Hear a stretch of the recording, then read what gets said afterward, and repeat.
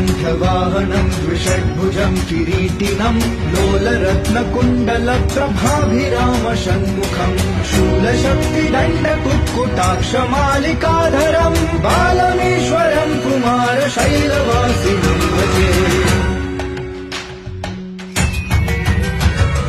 वल्लिदेवयानिका समुल्लसन्तमीश्वरम् मल्लिकादिदिव्यपुष्पमालिका विराजितम् झल्लरीनिनादशङ्खवादनप्रियं सदा पल्लवारुणं कुमारशैलवासिनं भजे।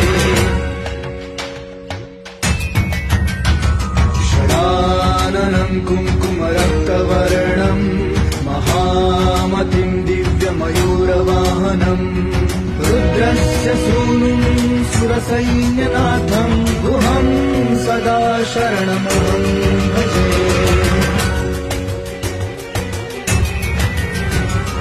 मयूराधिरूढं महावाक्यगूढं मनोहारिदेहं महाचित्तगेहं